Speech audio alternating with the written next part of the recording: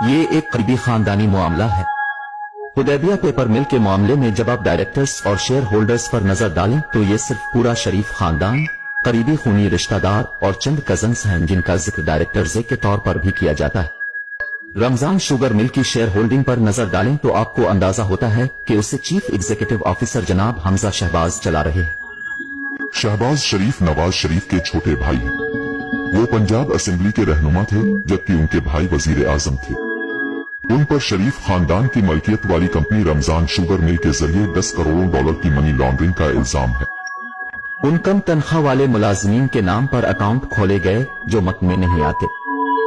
इन accounts में पैसे जमा होते थे और आखिरकार वो हमजा, शहबाज शरीफ, सुलेमान, शहबाज शरीफ और खुद शहबाज शरीफ के अकाउंट्स में जमा हो जाते थे। दरअसल ये फाइलें जो आप यहाँ देखते हैं, इसमें नाम दिए जाते हैं, ये बैंकिंग दस्तावेजात देते हैं, चालान देते हैं, वो सब कुछ जो उन तमाम बैंकिंग रिकॉर्ड्स में दर्ज है, कम उजरत वाले मुलाजिमीन के नाम देते हैं।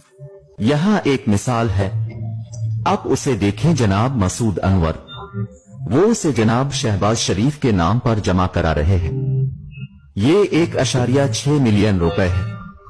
ये रकम हबीब बैंक ऑफ पाकिस्तान में 26 अप्रैल 2017 को जमा कराई गई थी जब शहबाज शरीफ वजीर आला थे। ये 13 मई 2016 को मियां मोहम्मद शहबाज शरीफ के नाम पर 6 लाख रुपए की एक और रकम है। जनाब मसूद अनवर के अकाउंट में 52,451 रुपए जमा कराए गए। 1 करोड़ रुपए और 90 लाख रुपए मसूद अनवर ने मिस्टर शहबाज शरीफ के अकाउंट में जमा करवाए। अब आप पूछ सकते हैं कि मसूद अनवर कौन है? वफाकी तहकीकाती इदारे FIA की जानिब से की जाने वाली इस तहकीकात के मुताबिक मसूद अनवर थे शरीफ खानदान का निचले दर्जे का मुलाजिम। आपके अपने खानदान का रुकन वजीर खजाना है और आपका दूसरा भाई वजीर आजम है।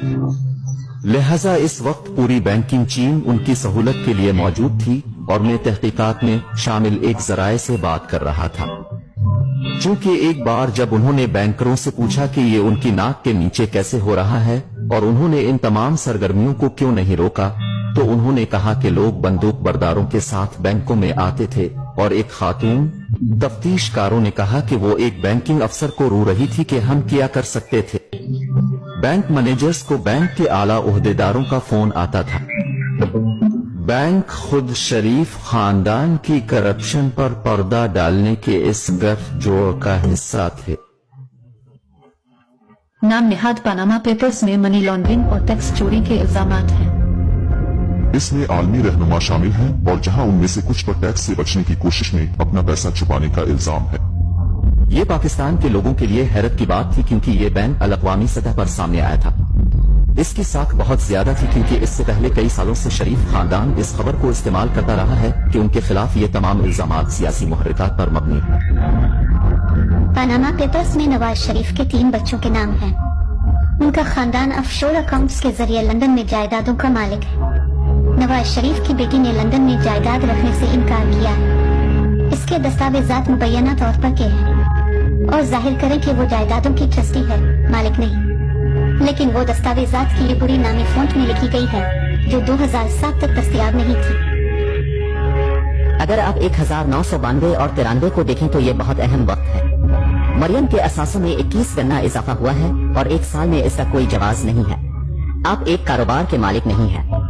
आपके नाम से कोई कारोबार नहीं है, लेकिन आपके असासे 21 गना बढ़ रहे हैं। 1992 में मरियम नवाज 19 साल की हो गई। पनामा पेपर्स के इंकशाफात के बाद पाकिस्तान की तहकीकाती एजेंसी ने शरीफ खानदान के माली मामलात को निकाला। मुश्तरका तहकीकाती टीम को बुनियादी तौर पर पता चला कि मिस्टर नवाज शरीफ आमदनी के मालूम जराये से बनाए गए असासों का जवाब पेश नहीं कर सके। ये अहम इल्जामात में से एक था। मामले को फौजदारी कार्रवाई के लिए भेज दिया गया था। फौजदारी इस्तिगासा में एक मुकदमा था जो तकरीबन 1 साल तक चलता रहा और इस मुकदमे में नवाज शरीफ की तरफ से इनकी दौलत की असल लंदन में उन 4 फील्ड फेयर्स की वजाहत के बारे में एक भी जवाब नहीं आया। वो पैसा कहाँ है जो वो कभी साबित नहीं कर सके थे। शरीफ खानदान का शुमार पाकिस्तान के अमीर तरीन अफराद में होता है, लेकिन उनकी दौलत की असलियत अभी तक एक मुअम्मा बनी हुई है। इस वक्त अपनी फेयर में जिस फ्लैट में रह रहे हैं, इसका नाम दरअसल गुज़िश्ता साल पाकिस्तानी अखबार दी न्यूज में उन 4 फ्लैटों में से एक के तौर पर लिया गया था जो आपके वालिद ने मुख्तलिफ स्विस और ऑफशोर कंपनियों के जरिए गैर कानूनी तौर पर खरीदा था। तो नहीं, जो लोग असल में इसके लिए हमें मोर्द इल्जाम ठहरा रहे हैं वो अदालत में जाते हैं और इसे साबित करते हैं। लेकिन क्या आप जानते हैं कि आप जिस फ्लैट में रह रहे हैं इसका मालिक कौन है? ठीक है, अभी ये सवाल नहीं है। तो नहीं, लेकिन ये वो सवाल है जो मैं आपसे पूछ रहा हूँ। क्या आप जानते हैं कि फ्लैट का मालिक कौन है? ठीक है, ये किराया पर है, ये मैं हूँ। मैं किराया की बुनियाद पर फोन कर रहा हूँ जो हर चौथाई पाकिस्तान से आता है। आप उसे जाती तौर पर किराया पर दे रहे हैं या पैसा पाकिस्तान से आता है? पैसा पाकिस्तान से आता है।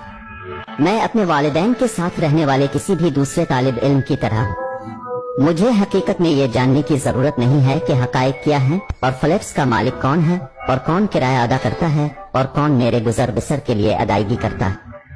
लिहाजा खानदान इसका मुस्तहक है। अगरचे ये मेरी गलती नहीं थी कि मैं एक अमीर और अमीर घराने में पैदा हुआ था। मेरे दादा ने ये सब कुछ सख्त मेहनत से हासिल किया। जब आप उनसे पूछेंगे कि आपको ये पैसा कहाँ से मिला तो वो आपको आजादी के वक्त अपने मरहूम दादा की कहानी सुनाना शुरू कर देंगे। हम हिंदुस्तान से आए थे, हमारे पास कारोबार है। सच छोटी बात यह है कि दुनिया में ऐसा कोई कारोबार नहीं है जिसके पास मनी ट्रेल ना हो। अगर आप उनकी टैक्स फाइलिंग को देखें तो ये एक बड़े सनती खानदान के तौर पर सामने नहीं आता है। शरीफ खानदान पाकिस्तान के इस अमीर घराने में कभी शामिल नहीं हुआ, लेकिन अब अगर आप पाकिस्तान के अमीर तरीन खानदानों की फहरिस्त बनाएं तो यकीनी तौर पर शरीफ खानदान टॉप 3 में शामिल होगा। हो सकता है कि टॉप 5 में इसलिए शामिल हों कि लक्समबर्ग, बरतानिया, मुत्तहिदा अरब अमारात और सऊदी अरब में उनकी कितनी जायदादें छपी हुई। अमेरिका में मुख्तलिफ बैंक अकाउंट्स में किया है जो मालूम नहीं कि ये 4 अरब डॉलर है या 5 अरब डॉलर, ये मालूम नहीं है। दिसंबर 2018 में पनामा पेपर्स के इंकशाफात के नतीजे में नवाज शरीफ और उनकी बेटी को करप्शन के इल्जामात में 7 साल कैद की सजा सुनाई गई। नवाज शरीफ लंदन में इलाज के लिए जमानत पर हैं और लंदन से पाकिस्तान वापस आने से इनकार कर रहे हैं। नवाज शरीफ का दावा है कि उनका जवाल पाकिस्तानी फौज की साजिश है। We contacted Priti Patel MP, the Home Office Minister, to ask her why Nawaz Sharif, who had overstayed his British visitor visa by 2 years, had not been extradited from Britain. Priti Patel had been eager to deport asylum seekers during her time at the Home Office, yet she took no action against Nawaz Sharif. Priti Patel MP in the Home Office did not agree to an interview. We also contacted the National Crime Agency. We wanted to find out why there had been no meaningful investigation into Nawaz Sharif's assets. The NCA did not agree to speak to us.